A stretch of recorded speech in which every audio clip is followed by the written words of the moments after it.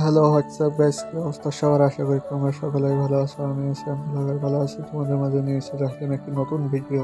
তোমরা স্ন্যাপচ্যাট থেকে সহজে কিভাবে যে ভিডিওর ব্যাকগ্রাউন্ড চেঞ্জ করবে সেই বিষয়ে। এই স্ন্যাপচ্যাট অহরহ তোমরা প্লে স্টোরে পেয়ে যাবে। তোমরা বেশি কথা না বাড়িয়ে মূল ভিডিও শুরু করি। তো প্রথমে আপনারা স্ন্যাপচ্যাট ওপেন করে নেবেন। তারপরে গ্যালারি প্লাস এখানে ক্লিক করে গ্যালারিতে গিয়ে সেখান থেকে একটি ব্যাকগ্রাউন্ড চয়েস করে নেবেন। ব্যাকগ্রাউন্ডটি আসার পর টুলসে ক্লিক করবেন। টুলসে ক্লিক করার পর আমরা একটু নিচের দিকে স্ক্রল করলে দেখব ডাবল এক্সপ্রেস নামে একটি অপশন আছে, ওখানে ক্লিক করব। ওখানে ক্লিক করলে আমাদেরকে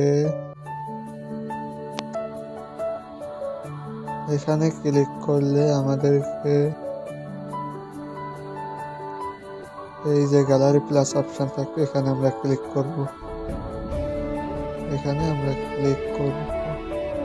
ক্লিক করার পর আমাদেরকে গ্যালারিতে নিয়ে যাওয়া হবে।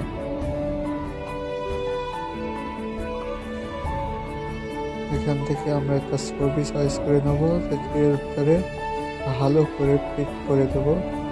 খুব সুন্দর করে ফিট করে এর ভিতরে দেওয়ার পর ওই যে পানি একটা অপশন দেখতে পাচ্ছ, ওখানে আমরা ক্লিক করে এটা ফুল কোয়ালিটি করে দেবো, একদম ফুল খুলে দেবো। এই যে তোমার একটু লক্ষ্য করে দেখিয়ে দিই, এই যে এখানে ক্লিক করে আমরা ফুল করে দেবো। এখানে দিয়ে চিহ্ন করে ক্লিক করার পর আবার উপরের দিকে গিয়ে আমরা এই যে ওখানে ক্লিক করব। তোমাদেরকে একটু মার্ক করে দেখা, এখানে ভিউ এডিটসে ক্লিক করার পর এখানে ভিউ এডিটস নিচের দিকে দেখতে হবে, ভিউ এডিট এখানে ক্লিক করো। ওখানে ক্লিক করার পর ডাবল এক্সপ্রেসে ওখানে আবার একবার ক্লিক করো। ওখানে ডাবল এক্সপ্রেসে দিয়ে আবার একবার ক্লিক করো।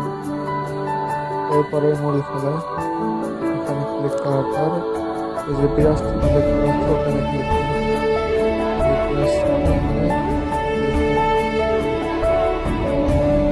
বিরাজ চিহ্ন ক্লিক করার পর এই মূল খেলায় তোমরা চিহ্নটা দেখতে পাচ্ছ, চিহ্নটা প্রথমে অপেক্ষা করে একবার ক্লিক করে ওইটা অফ হয়ে যাবে। তারপরে এখানে অন হয়ে যাবে। অন করার পর আবার চোখ অপশনে ক্লিক করবে। অপশনে ক্লিক করার পর দেখতে পাবে যে লালচে হয়ে গেছে। এখান থেকে তুমি একটু লালগুলো ক্লিয়ার করে দেবে।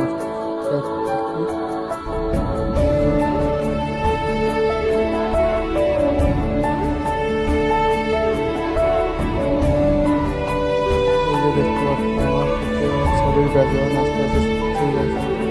খুব সহজেই করা যায়। আস্তে আস্তে পুরো ছবিটি ক্লিয়ার করতে হবে পেছনে।